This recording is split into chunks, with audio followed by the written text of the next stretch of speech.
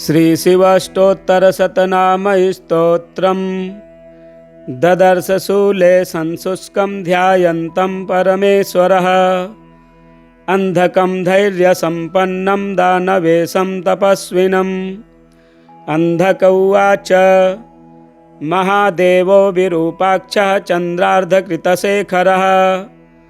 अमृतः शाश्वतः स्थाणुः नीलकण्ठः पिनाकधृक्।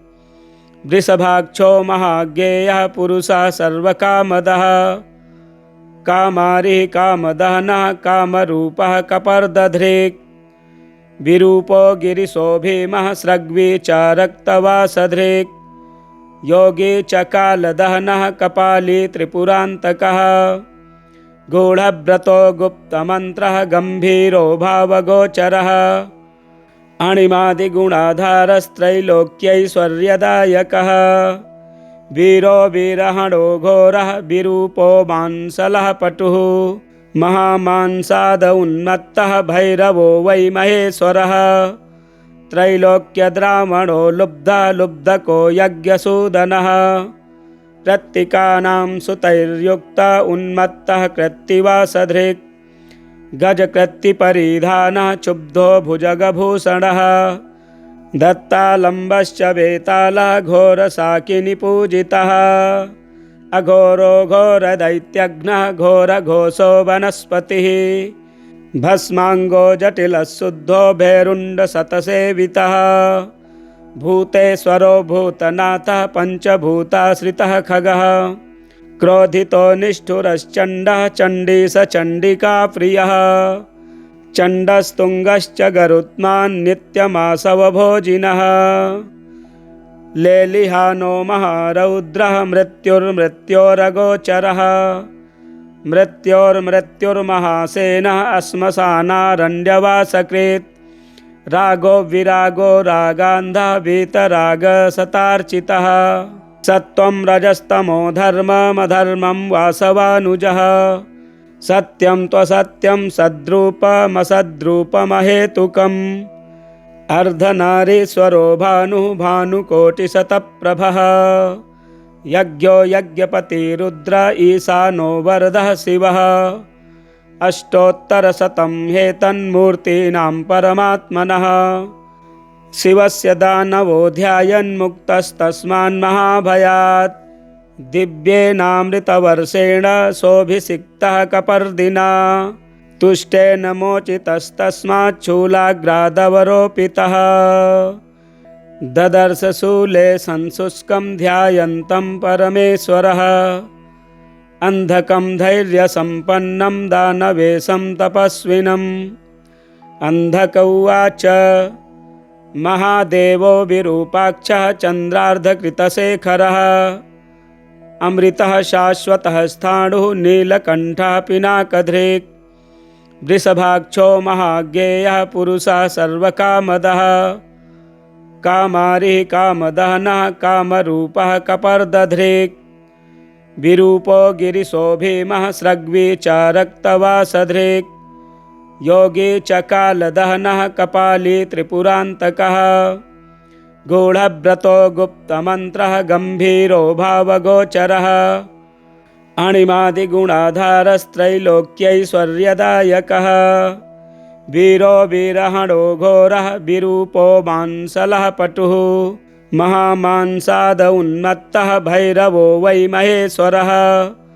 त्रैलोक्यद्रावणो लुब्धः लुब्धको यज्ञसूदनः। कृत्तिकानां सुतैर्युक्तः उन्मत्तः कृत्तिवासधृक्। गजकृत्तिपरिधानः क्षुब्धो भुजगभूषणः। दत्तालम्बश्च वेतालः घोरशाकिनीपूजितः। अघोरो घोरदैत्यघ्नः घोरघोषो वनस्पतिः। भस्माङ्गो जटिलः शुद्धो भैरुण्डशतसेवितः।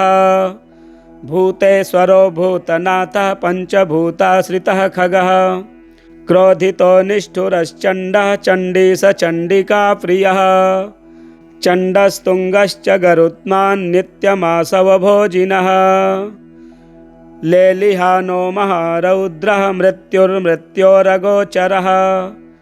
मृत्योर्मृत्युर्महासेनः श्मशानारण्यवासकृत् रागो विरागो रागान्धः वीतरागसतार्चितः सत्त्वं रजस्तमो धर्ममधर्मं वासवानुजः सत्यं त्वसत्यं सद्रूपमसद्रूपमहेतुकम् अर्धनारीश्वरो भानुः भानुकोटिशतप्रभः यज्ञो यज्ञपतिरुद्र ईशानो वरदः शिवः अष्टोत्तरशतं हेतन्मूर्तीनां परमात्मनः शिवस्य दानवो ध्यायन्मुक्तस्तस्मान्महाभयात् दिव्येनामृतवर्षेण सोऽभिषिक्तः कपर्दिना तुष्टेन मोचितस्तस्माच्छूलाग्रादवरोपितः ददर्श शूले संशुष्कं ध्यायन्तं परमेश्वरः अन्धकं धैर्यसम्पन्नं दानवेशं तपस्विनम्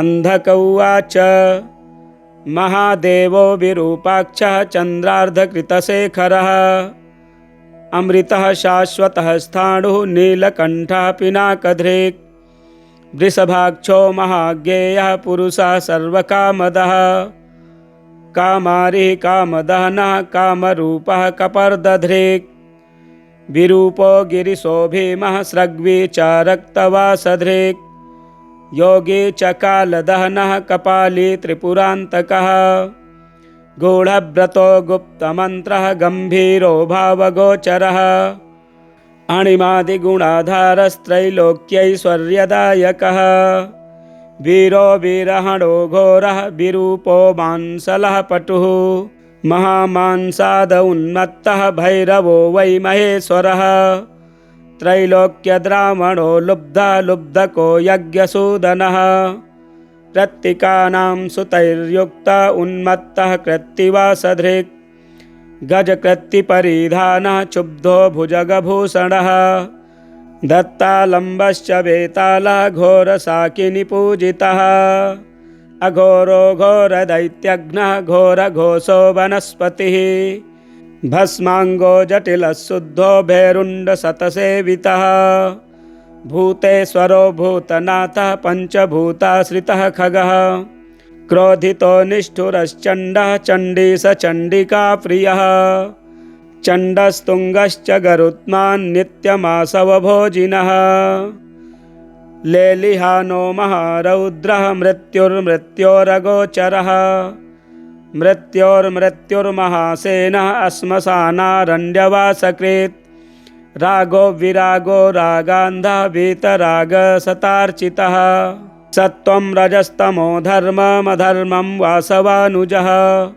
सत्यं त्वसत्यं सद्रूपमसद्रूपमहेतुकम् अर्धनारीश्वरो भानुः भानुकोटिशतप्रभः यज्ञो यज्ञपतिरुद्र ईशानो वरदः शिवः अष्टोत्तरशतं हेतन्मूर्तीनां परमात्मनः शिवस्य दानवो ध्यायन्मुक्तस्तस्मान्महाभयात् दिव्येनामृतवर्षेण सोऽभिषिक्तः कपर्दिना तुष्टेन मोचितस्तस्माच्छूलाग्रादवरोपितः ददर्श शूले संशुष्कं ध्यायन्तं परमेश्वरः अन्धकं धैर्यसम्पन्नं दानवेशं तपस्विनम् अन्धक उवाच महादेवो विरूपाक्षः चन्द्रार्धकृतशेखरः अमृतः शाश्वतः स्थाणुः नीलकण्ठः पिनाकधृक्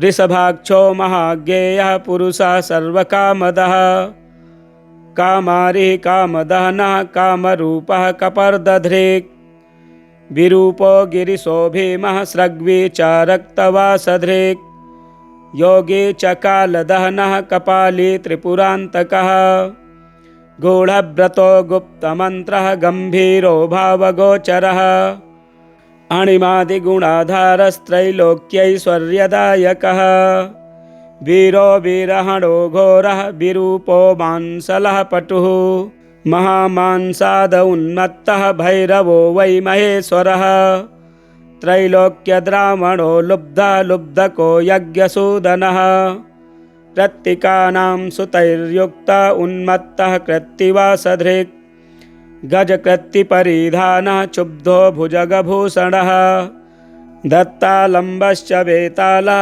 घोरशाकिनिपूजितः अघोरो घोरदैत्यघ्नः घोरघोषो वनस्पतिः भस्माङ्गो जटिलः शुद्धो भैरुण्डशतसेवितः भूतेश्वरो भूतनाथः पञ्चभूताश्रितः खगः क्रोधितो निष्ठुरश्चण्डः चण्डीसचण्डिका प्रियः चण्डस्तुङ्गश्च गरुत्मान् नित्यमासवभोजिनः लेलिहानो महारौद्रः मृत्युर्मृत्योरगोचरः मृत्योर्मृत्युर्महासेनः श्मशानारण्यवासकृत् रागो विरागो रागान्धः वीतरागशतार्चितः सत्त्वं रजस्तमो धर्ममधर्मं वासवानुजः सत्यं त्वसत्यं सद्रूपमसद्रूपमहेतुकम् अर्धनारीश्वरो भानुः भानुकोटिशतप्रभः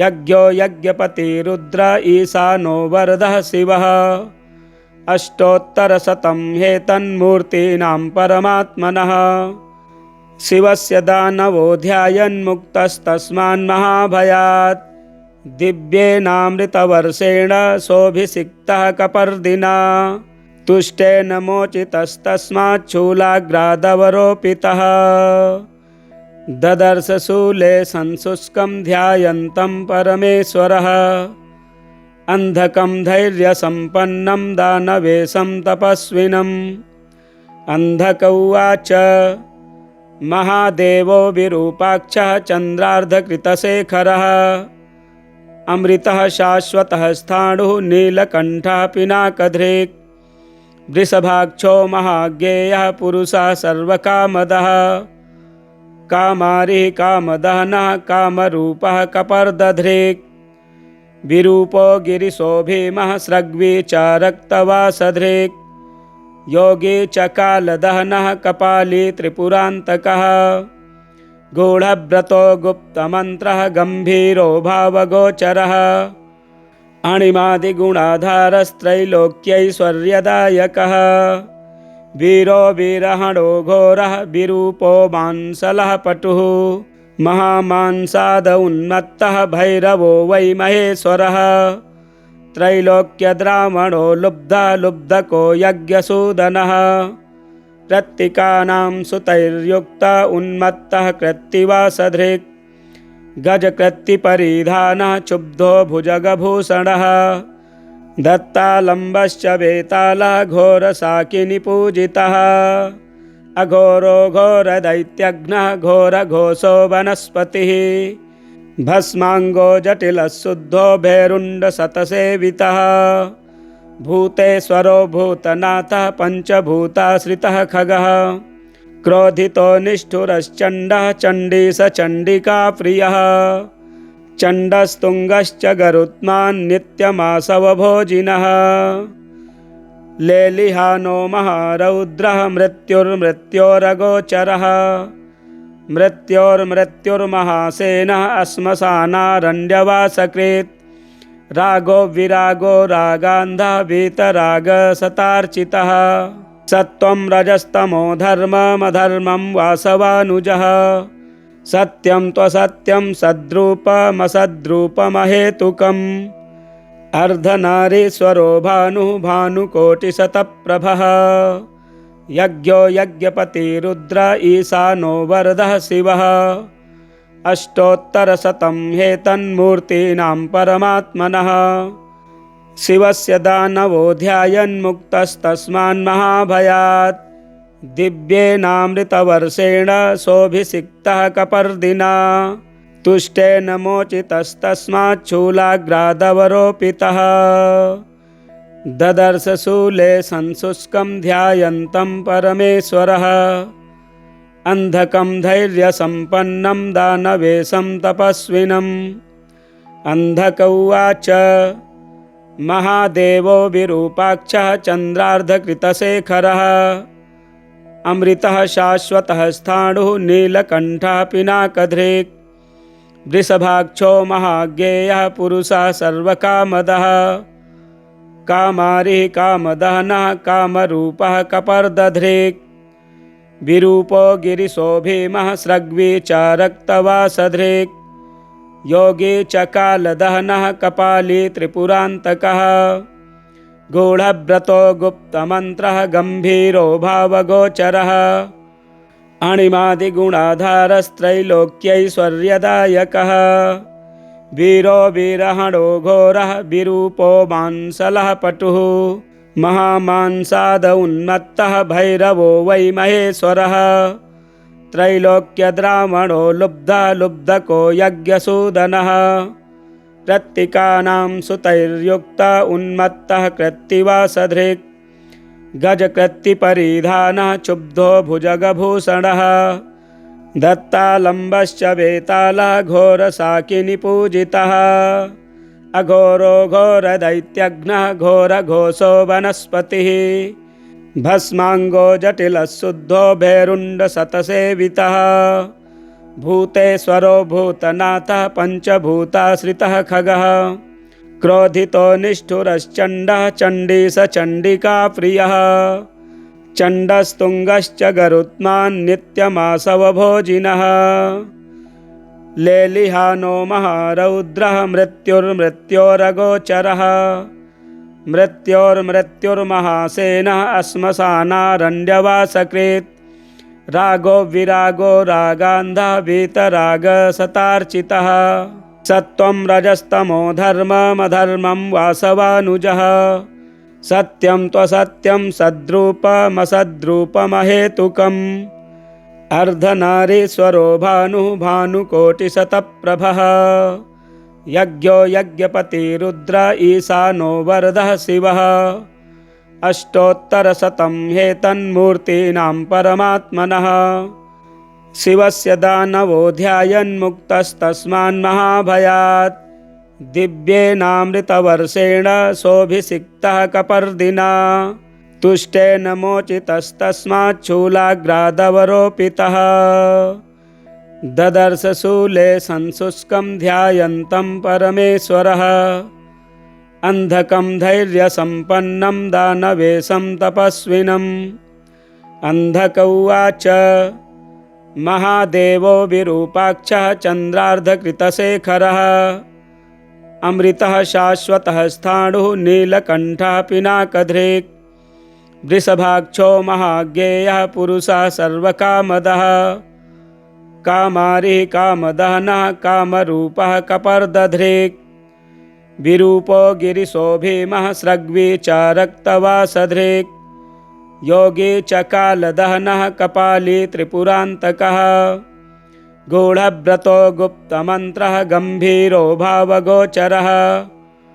अणिमादिगुणाधारस्त्रैलोक्यैश्वर्यदायकः वीरो वीरहणो घोरः विरूपो मांसलः पटुः महामांसाद उन्मत्तः भैरवो वै महेश्वरः त्रैलोक्यद्रावणो लुब्धः लुब्धको यज्ञसूदनः कृत्तिकानां सुतैर्युक्तः उन्मत्तः कृत्तिवासधृक् गजकृत्तिपरिधानः क्षुब्धो भुजगभूषणः दत्तालम्बश्च वेतालः घोरशाकिनीपूजितः अघोरो घोरदैत्यघ्नः घोरघोषो वनस्पतिः भस्माङ्गो जटिलः शुद्धो भैरुण्डशतसेवितः भूतेश्वरो भूतनाथः पञ्चभूताश्रितः खगः क्रोधितो निष्ठुरश्चण्डः चण्डीसचण्डिका प्रियः चण्डस्तुङ्गश्च गरुत्मान् नित्यमासवभोजिनः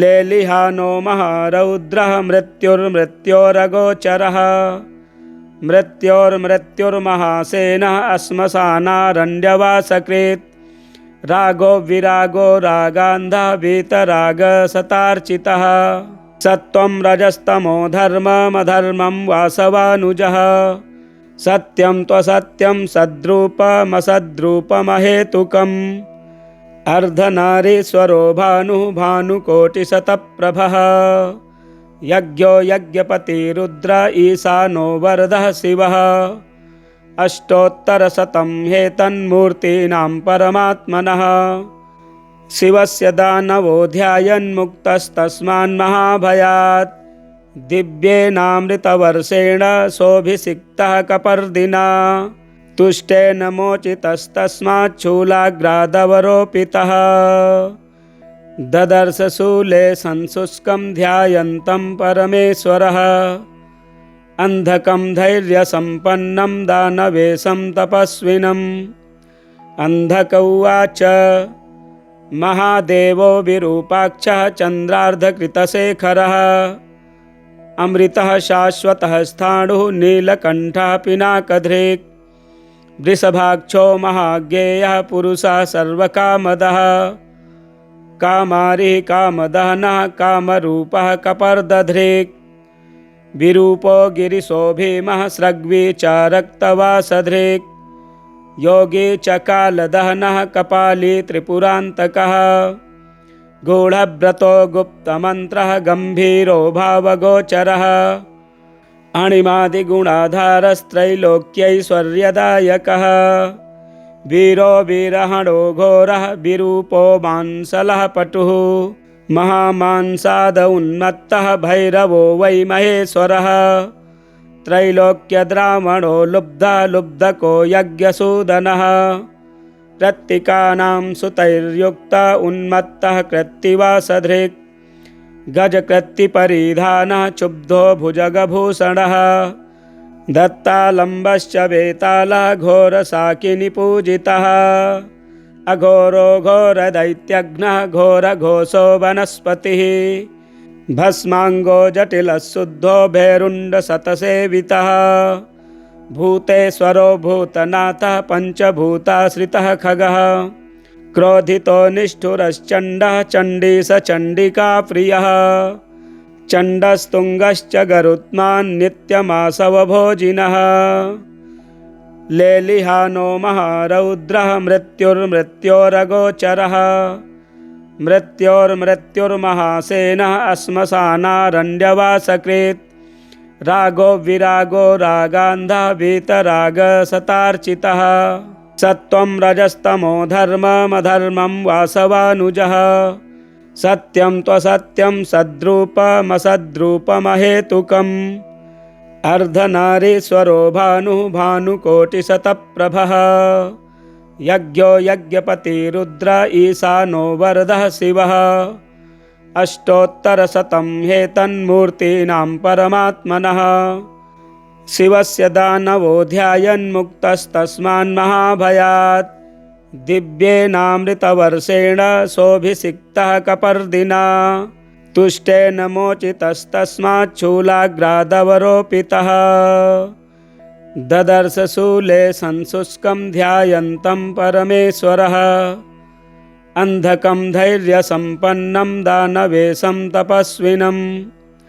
अन्धक उवाच महादेवो विरूपाक्षः चन्द्रार्धकृतशेखरः अमृतः शाश्वतः स्थाणुः नीलकण्ठः पिनाकधृक् वृषभाक्षो महाज्ञेयः पुरुषः सर्वकामदः कामारिः कामदहनः कामरूपः कपर्दधृक् विरूपो गिरिशो भीमः सृग्वी च रक्तवासधृक् योगी च कालदहनः कपाली त्रिपुरान्तकः गूढव्रतो गुप्तमन्त्रः गम्भीरो भावगोचरः अणिमादिगुणाधारस्त्रैलोक्यैश्वर्यदायकः वीरो वीरहणो घोरः विरूपो मांसलः पटुः महामांसाद उन्मत्तः भैरवो वै महेश्वरः त्रैलोक्यद्रावणो लुब्धः लुब्धको यज्ञसूदनः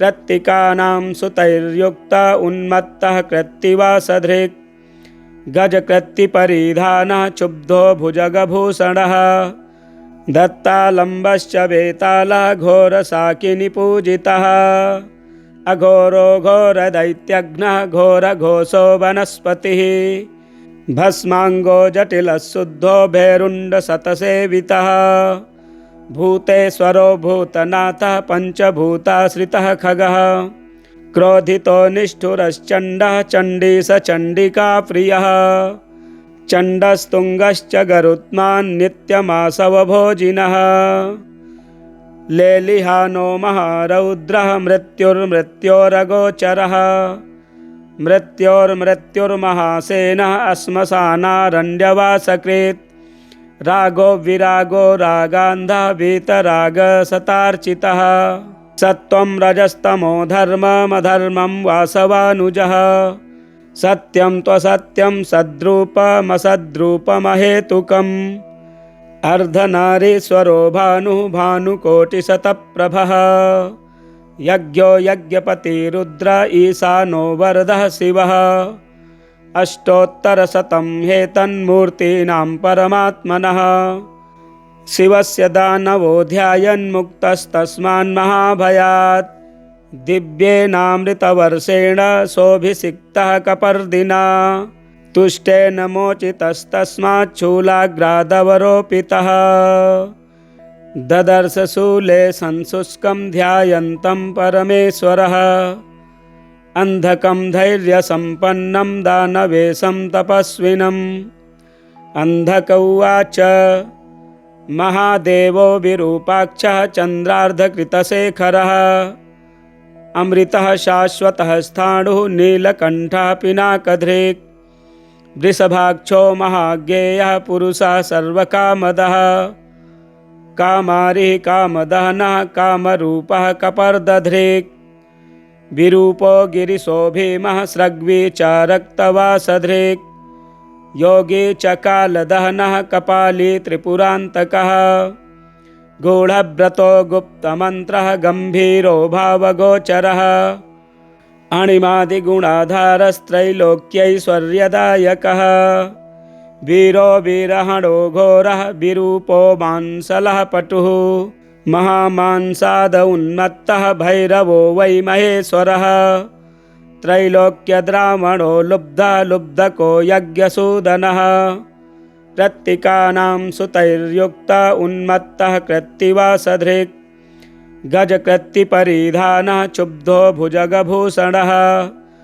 दत्तालम्बश्च वेतालः घोरशाकिनीपूजितः अघोरो घोरदैत्यघ्नः घोरघोषो वनस्पतिः भस्माङ्गो जटिलः शुद्धो भैरुण्डशतसेवितः भूतेश्वरो भूतनाथः पञ्चभूताश्रितः खगः क्रोधितो निष्ठुरश्चण्डः चण्डी स चण्डिका प्रियः चण्डस्तुङ्गश्च गरुत्मान् नित्यमासवभोजिनः लेलिहानो महारौद्रः मृत्युर्मृत्योरगोचरः मृत्योर्मृत्युर्महासेनः श्मशानारण्यवासकृत् रागो विरागो रागान्धः वीतरागसतार्चितः सत्त्वं रजस्तमो धर्ममधर्मं वासवानुजः सत्यं त्वसत्यं सद्रूपमसद्रूपमहेतुकम्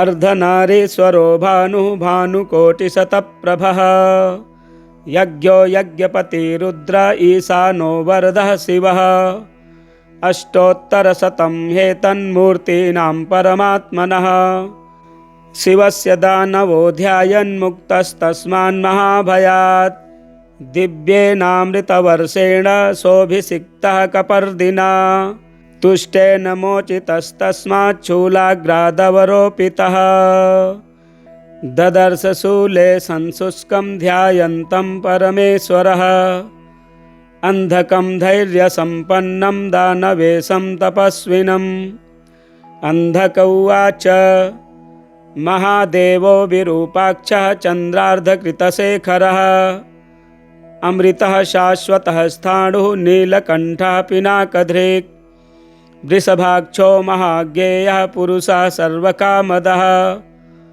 कामारिः कामदहनः कामरूपः कपर्दधृक् विरूपो गिरिशो भीमः स्रग्वी च रक्तवासधृक् योगी च कालदहनः कपाली त्रिपुरान्तकः गूढव्रतो गुप्तमन्त्रः गम्भीरो भावगोचरः अणिमादिगुणाधारस्त्रैलोक्यैश्वर्यदायकः वीरो वीरहणो घोरः विरूपो मांसलः पटुः महामांसाद उन्मत्तः भैरवो वै महेश्वरः त्रैलोक्यद्रावणो लुब्धको यज्ञसूदनः कृत्तिकानां सुतैर्युक्त उन्मत्तः कृत्तिवासधृक् गजकृत्तिपरिधानः क्षुब्धो भुजगभूषणः दत्तालम्बश्च वेतालः घोरशाकिनीपूजितः अघोरो घोरदैत्यघ्नः घोरघोषो वनस्पतिः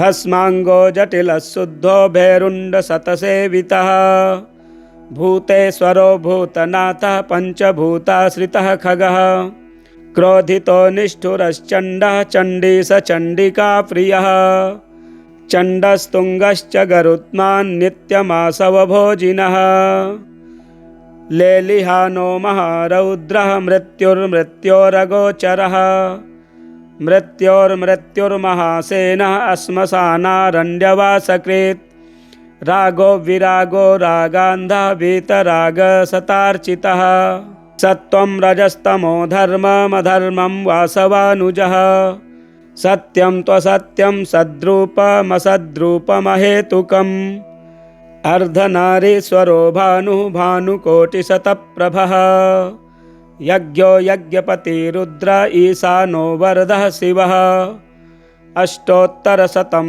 हेतन्मूर्तीनां परमात्मनः शिवस्य दानवो ध्यायन्मुक्तस्तस्मान्महाभयात् दिव्येनामृतवर्षेण सोऽभिषिक्तः कपर्दिना तुष्टेन मोचितस्तस्मात् शूलाग्रादवरोपितः। श्रीशिवपुराणे रुद्रसंहितायां शिव अष्टोत्तरशतनामस्तोत्रं सम्पूर्णम्।